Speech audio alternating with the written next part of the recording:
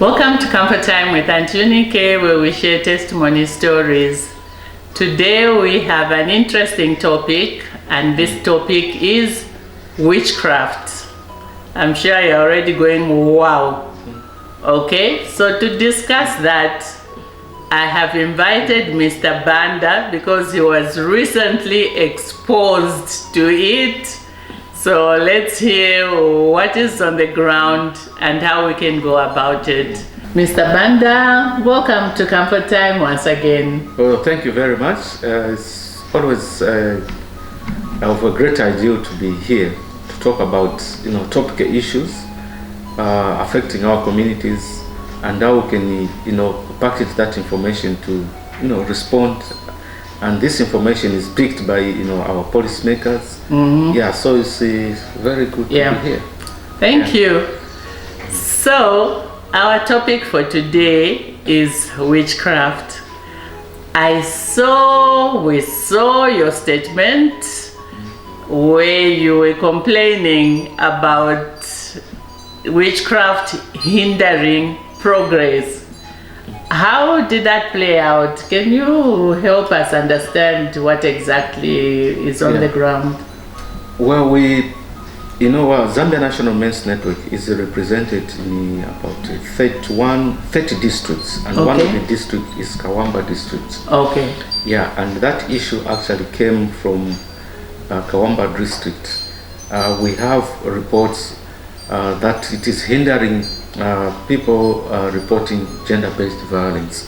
So we got a little bit curious to say, how is this thing? Yeah, initially it was raised by a group of teachers who are teaching in various schools because our members in Kawamba district are mostly teachers who felt the need to talk about or sensitize communities about the implications of child marriages. Yes. So when our members started talking about child marriages, that and parents reporting the perpetrators. So issues of witchcraft came up. Yeah, the parents who have these children that have been withdrawn or who are have been forced into marriages. Started threatening our members to say, look, this is part of our culture. Tradition, our culture. Wow. Yeah, who are you to stop us marrying off our children? And these children are in schools. So you find that most of them are abandoned schools, but they're now in the community. So when our members started raising those issues, they are being threatened. And those that are being threatened to report, they are told they'll be shot using traditional guns, whatever they are called in that part of the So this is a critical situation, and we felt that we should raise it and bring it to the attention of relevant authorities, but also to bring it to the rest of the country, because we know that they could be happening in other areas as well, and people have not talked about it. Yeah. I'm laughing when you say they will be shot using the traditional guns. I have heard of that. I can't imagine how that happens, but this is real. People actually say it happens, and when they are shot, they actually die. And I don't know how that plays out, but this is really not only scary, but it's sad, because what you're trying to do is help those same people to improve their lives, the lives of their children. Now, if they're actually threatening you when you're trying to improve their lives, I mean, it's just so sad. It's very sad. So what are your plans? How you can't just let them win, you can't let them go. That I think there's need to involve the traditional leaders. You've done very well in other areas working with traditional leaders. I think the traditional leaders are the ones who can help sensitize those people that what they're trying to do is actually going to benefit them. I'm so excited to share that the Kawamba Men's Network is a new Oh, it's a new group. team. It's a new team. Yeah. But already they are on speed to get into the community. Great. And they have done a small work plan. Okay. Yeah.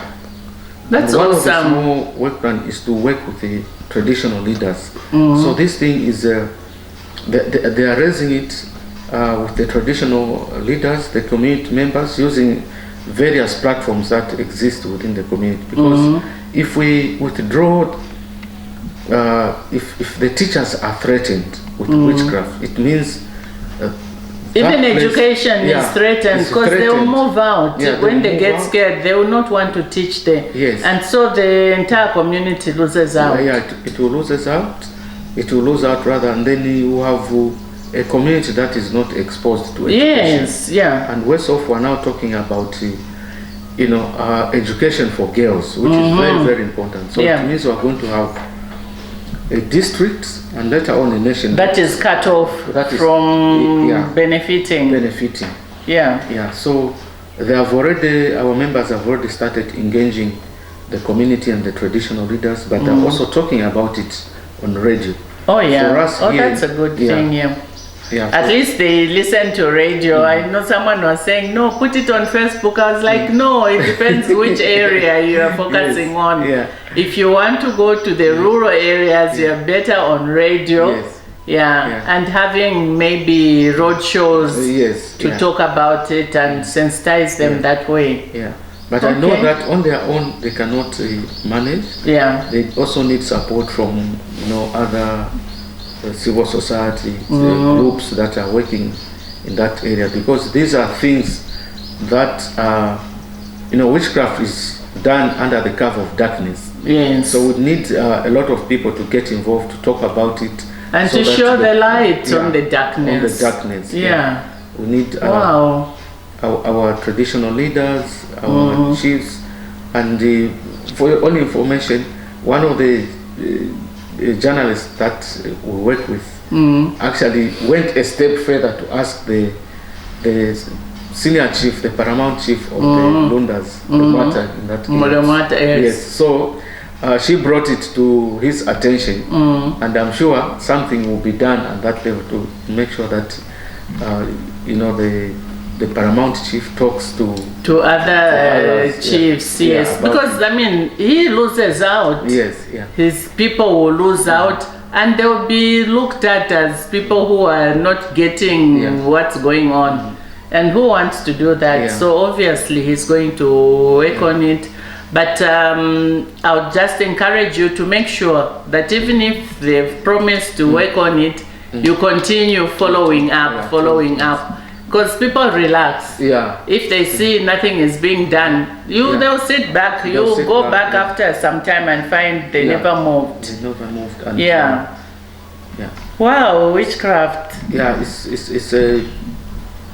It's quite a sensitive issue, but I think because it is coming from the community, the community can find a way of, solving this issue. In fact, that's the best thing you can do, is engage them and ask them, this is the issue that you have brought out to us as a concern. So you are the ones who know the society, the community here.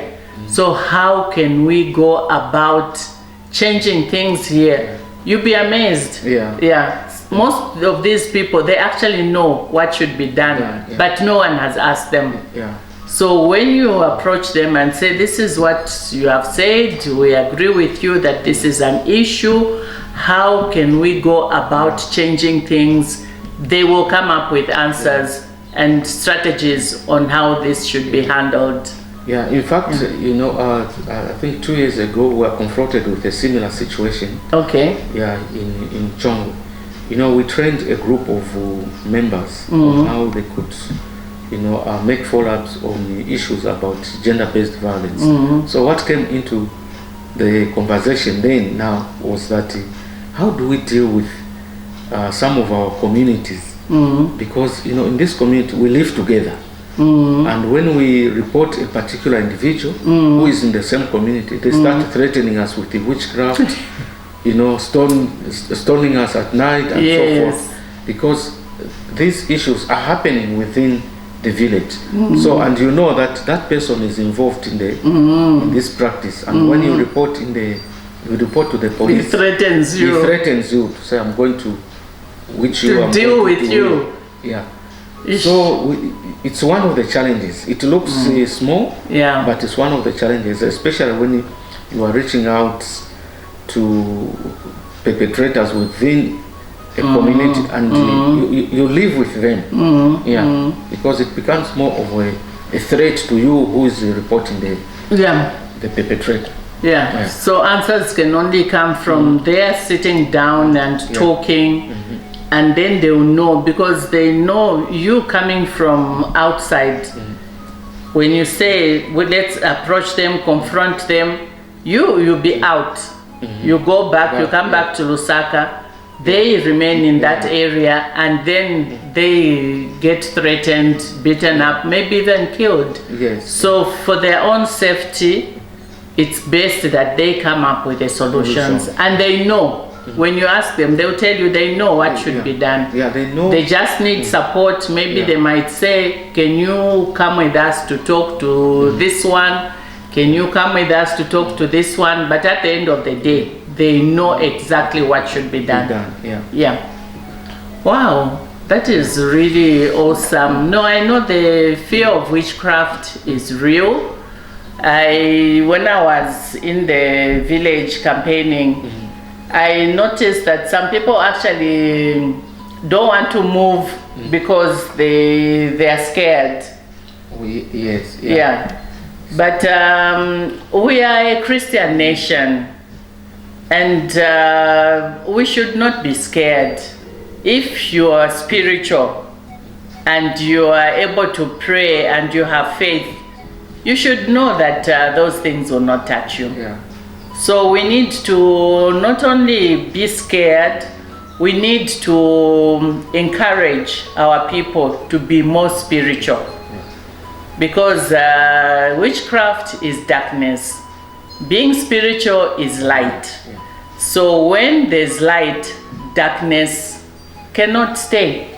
So let's continue to encourage our people to be more spiritual, so that they can show light on the darkness, and therefore we will not have this problem.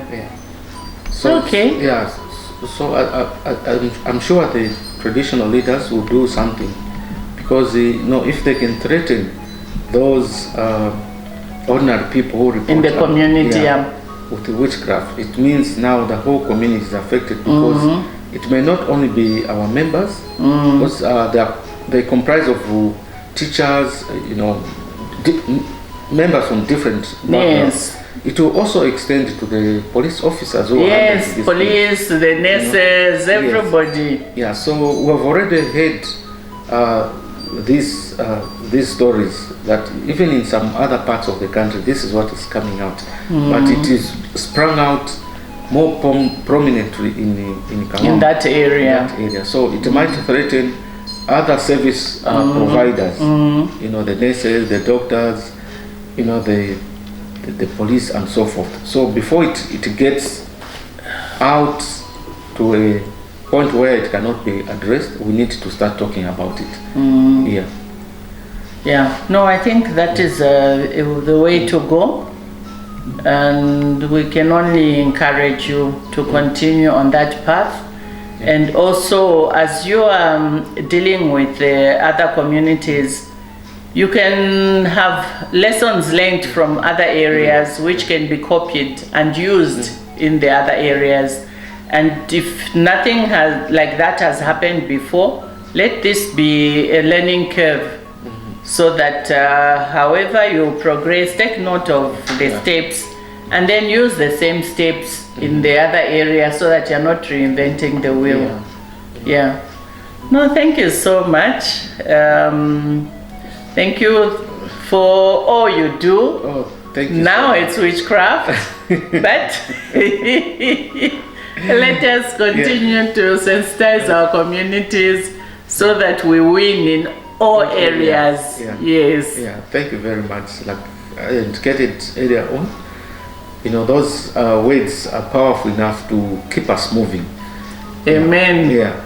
And people who can help you move are listening. So we continue talking. Oh, yes. And they'll continue coming on board until we win. Yeah. Yes, and we are already winning. We're doing very well. Yeah. Thank you so much, Comfort Time listeners. Now it's witchcraft. Help. Pray for us. Pray for our nation. We're a Christian nation. We should not be dealing with fear of witchcraft. Let's continue to sensitize the communities. And Men's Network, please do not fear. Continue showing light in all the darkness, as this is the only way that we can grow.